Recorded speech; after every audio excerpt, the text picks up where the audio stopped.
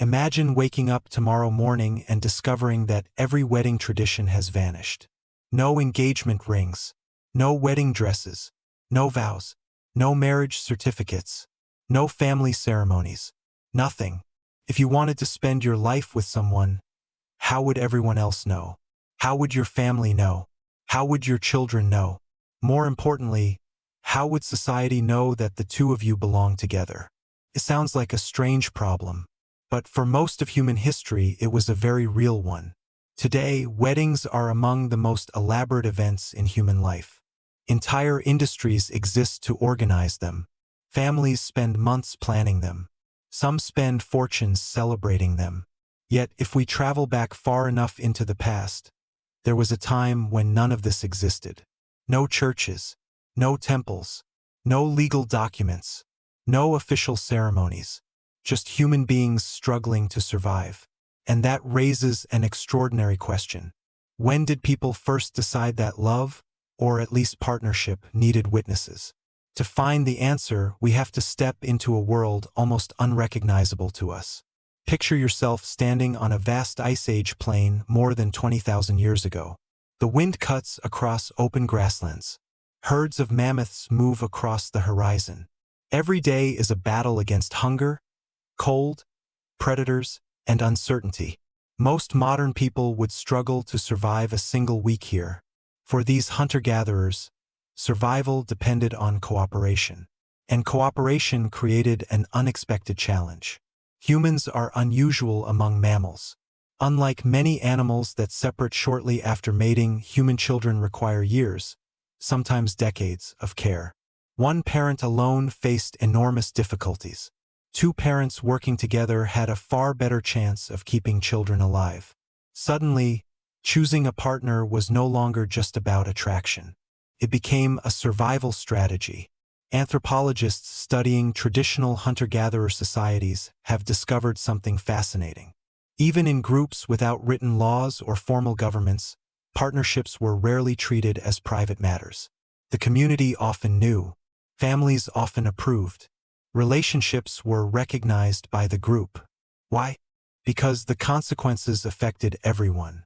If a couple had children, the entire community might share resources, protection, and responsibilities. A partnership wasn't simply between two individuals. It was part of a larger social network. And this may have been the first step toward something resembling marriage. But here's where the story becomes surprising. The earliest weddings probably didn't look romantic at all. Imagine expecting flowers, music, and emotional vows. Instead, you might witness negotiations, exchanges of gifts, discussions between families, agreements about resources. What mattered wasn't creating a beautiful memory. What mattered was reducing risk. In a dangerous world, alliances could mean the difference between survival and disaster. A partnership connected not just two people but two families, two groups, sometimes even two communities. Think about what that required. Trust had to be established. Promises had to be visible.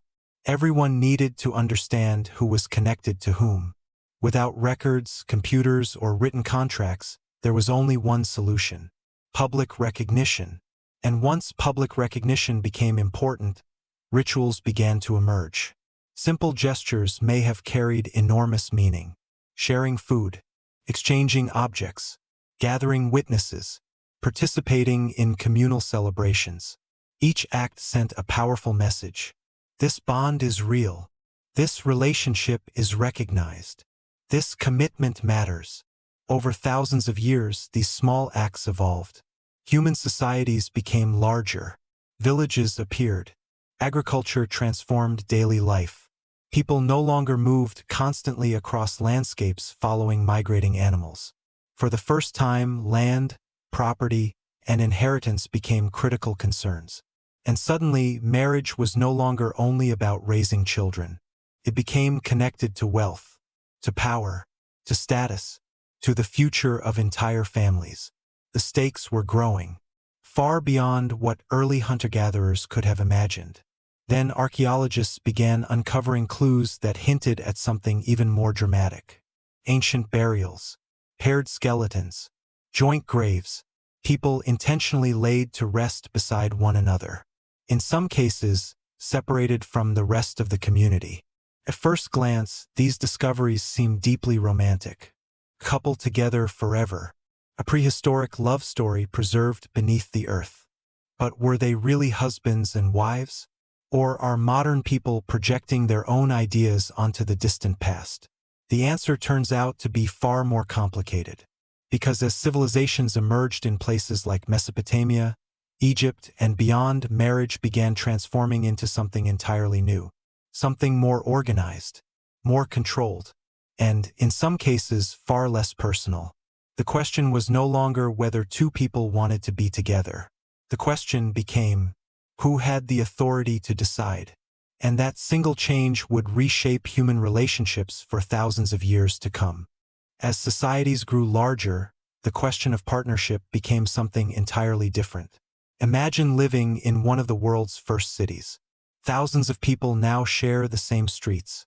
Farmers harvest grain from fields their families have worked for generations. Merchants trade goods across vast distances. Temples collect offerings. Kings claim authority. For the first time in human history, wealth can be accumulated, stored, inherited, and fought over. And suddenly, marriage becomes far more than a personal relationship.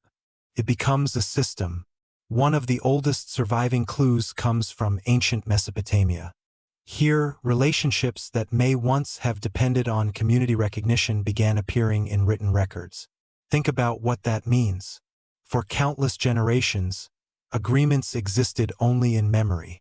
Now they could be carved into clay, preserved, verified, enforced. A marriage was no longer just something people witnessed. It was something institutions could control. And with control came new complications. Who inherited property? Who owned land? Who had legal rights over children? Who could end a marriage? Questions that sound modern today were already shaping human lives thousands of years ago. But perhaps the most surprising discovery is this.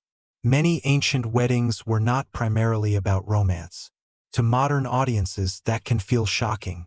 Movies teach us that marriage should begin with love. Yet for much of history, survival, stability, and alliance often came first. Imagine being a young person in an ancient kingdom. Your future partner may be chosen not because of personal chemistry, but because the union strengthens families, protects resources, or secures political relationships. Entire futures could be negotiated long before the couple even met.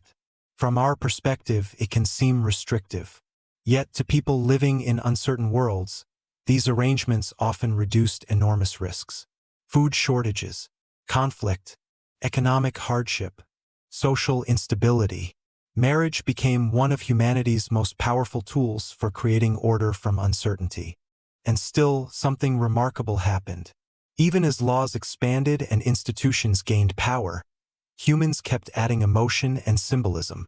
Ceremonies became more elaborate. Special clothing appeared. Songs emerged. Feasts grew larger. Sacred rituals developed across continents. Cultures separated by oceans and thousands of miles somehow arrived at similar ideas. Witnesses, celebrations, public commitments, shared meals, symbolic gifts. Why? Because humans weren't simply solving practical problems. They were telling stories. Stories about belonging. Stories about trust. Stories about the future. Think about a wedding ring. A simple circle of metal. Objectively, it changes nothing. Yet people across the world attach enormous meaning to it. That meaning exists because humans possess a rare ability. We create invisible realities.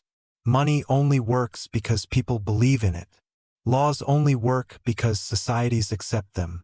Nations exist because millions agree they exist. Marriage belongs to the same category. It is a shared idea powerful enough to influence behavior, loyalty, sacrifice, and identity. And perhaps that explains why versions of marriage emerged again and again throughout human history. Not because every culture copied another, but because humans kept encountering the same challenge. How do you transform a private relationship into a publicly recognized commitment? The solutions varied. The need remained. Then archaeologists uncovered another fascinating pattern. Across ancient cemeteries, settlements, and ritual sites, evidence repeatedly suggests that people invested tremendous effort into marking important life transitions. Birth, adulthood, death, and partnership. These moments mattered because they answered a fundamental question. Who are you within the group? For early humans, survival depended on that answer. A person completely alone faced extraordinary dangers. A person embedded within strong social bonds possessed protection, resources, and support. Marriage often became one of the strongest bonds available. Not because humans were forced into it, not because every marriage was successful, but because it connected individuals to something larger than themselves. And that's where the story becomes bigger than weddings.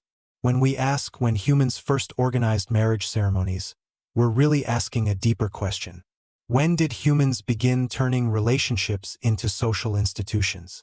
When did we start creating rituals powerful enough to outlive the people who invented them? The answer isn't a single date. There was no first wedding planner, no first official ceremony, no moment when humanity suddenly invented marriage. Instead, it emerged gradually, shaped by survival, cooperation, family, culture, and imagination. Generation after generation, century after century, until eventually, the descendants of Ice Age hunters were standing in temples, churches, mosques, courtyards, gardens, and city halls, repeating traditions whose roots stretched back into prehistory. And perhaps that's the most extraordinary part of all. Behind every wedding photograph, every exchanged ring, every spoken vow, lies a story that began long before civilization itself. A story of humans searching for stability in an uncertain world. A story of communities trying to define trust. A story of people transforming simple partnerships into something greater than the individuals involved. Because long before we built cities, wrote laws, or raised monuments, we were already trying to answer one timeless question.